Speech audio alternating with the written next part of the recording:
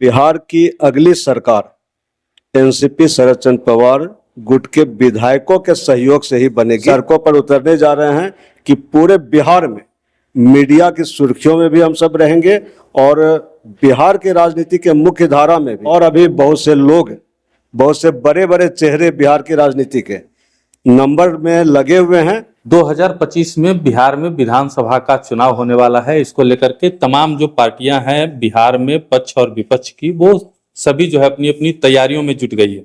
हम अभी मौजूद है एनसीपी शरद गुट के प्रदेश कार्यालय में।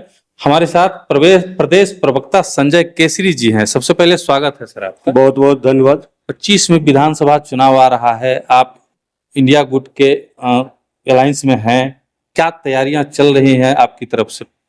बिहार में एनसीपी शरद चंद्र पवार 100 सीटों पर फोकस किए हुए हैं कि विधानसभा चुनाव लड़ेगी और बिहार की अगली सरकार एनसीपी शरद चंद्र पवार गुट के विधायकों के सहयोग से ही बनेगी।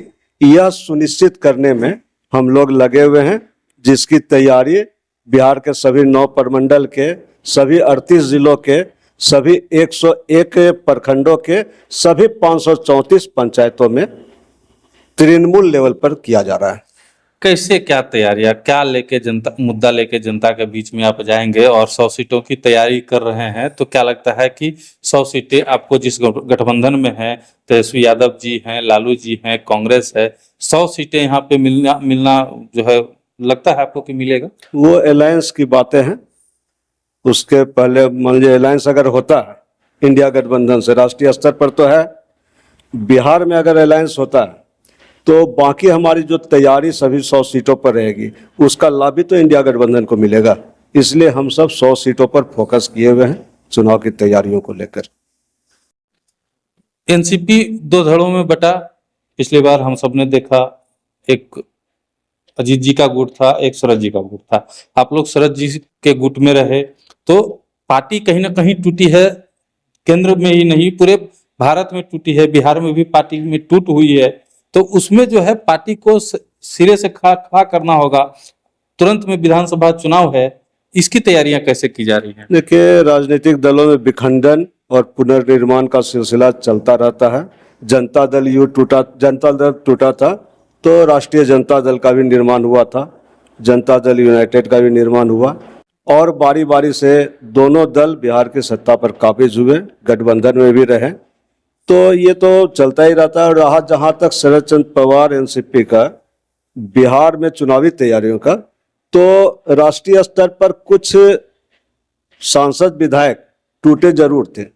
कार्यकर्ता जो किसी भी पार्टी के रेड होते हैं, कार्यकर्ता बिहार में भी बने हुए हैं शरद चंद्र पवार जी के साथ, उनके नेतृत्व, उनकी नीतियों का से जुड़कर हैं और इसीलिए हम सब बिहार में कमजोर नहीं हुए हैं। यह अलग बात है कि हम सब मीडिया के सुर्खी नहीं बने हैं, लेकिन अब हम लोग ऐसे ऐसे रणनीतिक निर्णय लेने जा रहे हैं, सड़कों पर उतरने जा रहे हैं कि पूरे बिहार में मीडिया की सुर्खियों में भी हम सब रहेंगे और बिहार की राजनीति के मुख्य धारा में भी एनसीपी शरद चंद्र पवार मजबूती से अपना दखल देगा। कैसे रहेंगे? बिहार में कोई बड़ा चेहरा, कोई बड़ा ब्रांड आपकी पार्टी में दिख नहीं रहा है अभी, कैसे रहेंगे?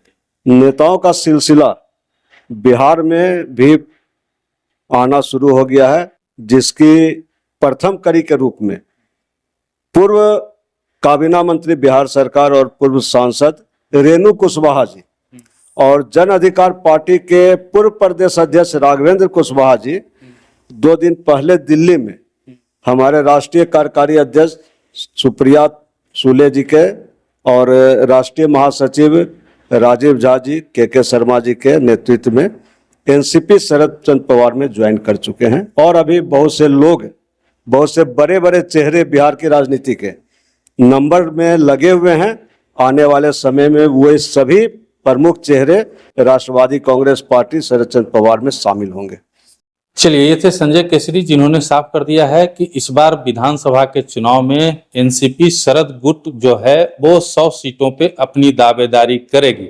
देखना ये होगा कि इंडिया गठबंधन जो है वो इनको कितनी सीटें बिहार में देता है और ये कितनी सीटों पे अपनी जो दावेदारी है वो पेश करते।